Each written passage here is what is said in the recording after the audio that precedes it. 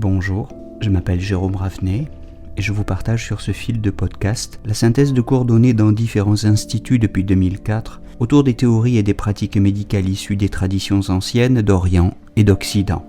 Bienvenue sur Énergie Tradition Santé à tous ceux qui nous écoutent avec discernement.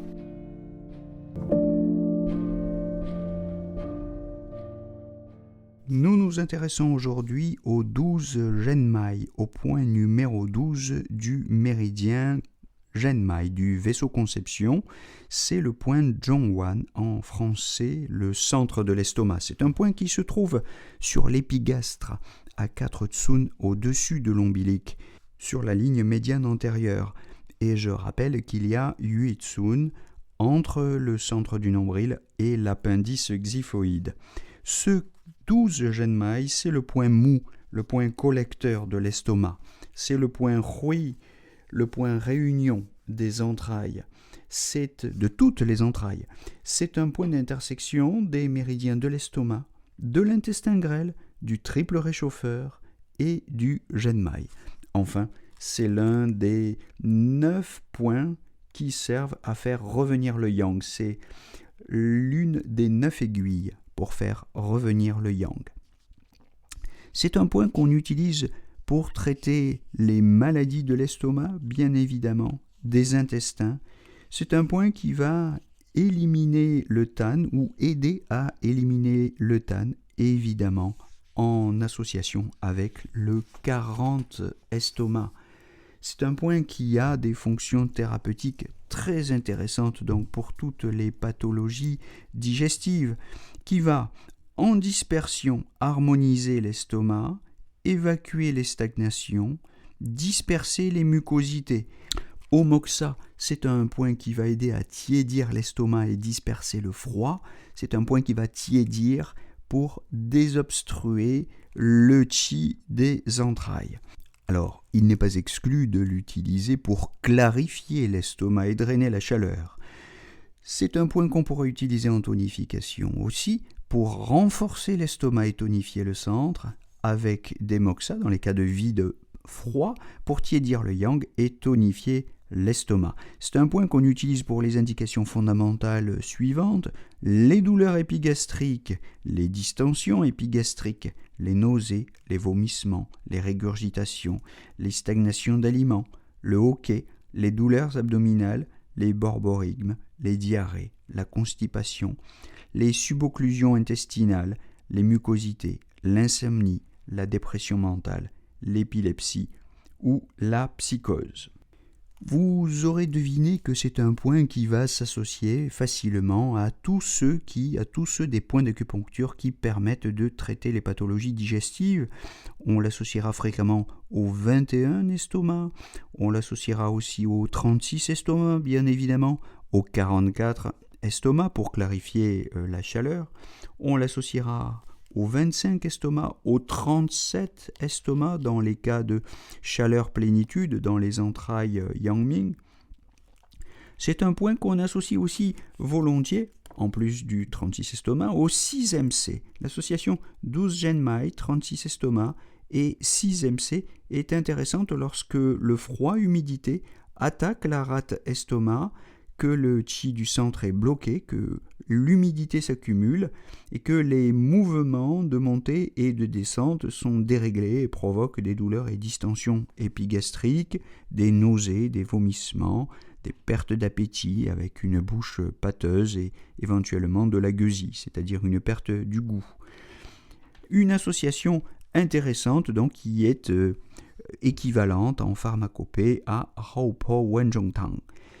C'est un point, ce 12 Genmai, qu'on pourra aussi combiner en dispersion avec le 5MC et le 7 cœur pour les pathologies psychiques, qu'on pourra combiner aux 4 rates pour harmoniser l'estomac et régulariser le chi, qu'on pourra combiner aux 13 fois pour drainer le foie, régulariser le chi, éliminer les distensions. On pourra le combiner au 25 estomac et au 3 Genmai pour traiter les diarrhées incessantes dues à une accumulation d'humidité. etc. Il y a beaucoup de choses à faire avec ce point, beaucoup de combinaisons possibles pour toutes les pathologies digestives.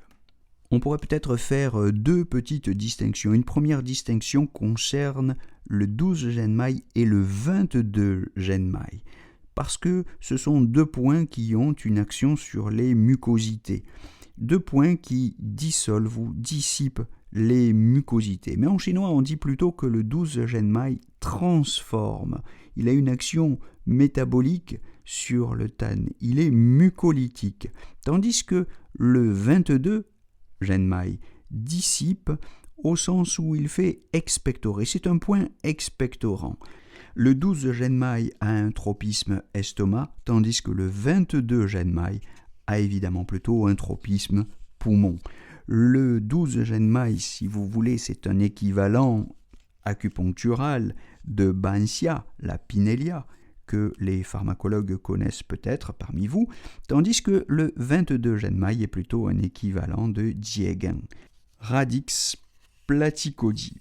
Bien, on pourrait faire une deuxième distinction, une distinction entre le 12 Genmai et le 36 estomac. Le 12 Genmai est un point local plus adapté pour la plénitude, tandis que le 36 estomac est un point distal, plus adapté pour les vides. Le 12 Genmai est plus adapté pour le froid parce que la moxibustion amène localement une chaleur directe dans l'entraille estomac. Le 36 estomac sera plus adapté pour tonifier sans risque de faire stagner le qi de l'estomac. Le 12 Genmai dissout directement les mucosités en dispersion, tandis qu'on dira que le 36 estomac prévient plutôt la production de mucosités en tonifiant l'estomac, ou aide à la dispersion, à la transformation des mucosités, indirectement donc en tonifiant la rate.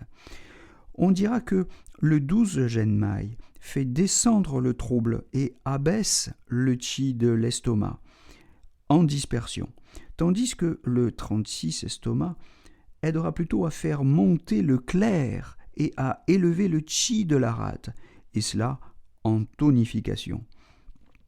On dira que le 12 Genmai agit uniquement sur l'estomac, tandis que le 36 estomac agit sur la rate et l'estomac, les deux en même temps.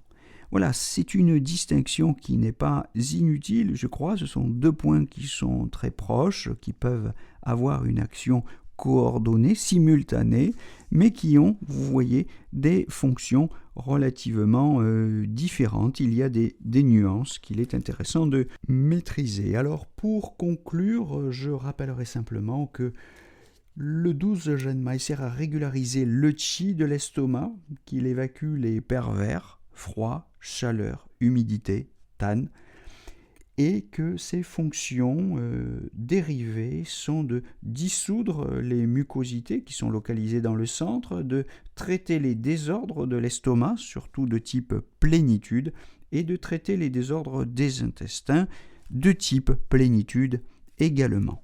Voilà, c'est tout pour aujourd'hui. J'espère que cette fiche de révision vous aura été utile et nous nous retrouvons bientôt pour la suite de ces fiches d'acupuncture, pour ces monographies des points d'acupuncture de la médecine traditionnelle chinoise. Je vous souhaite en attendant une belle journée à tous.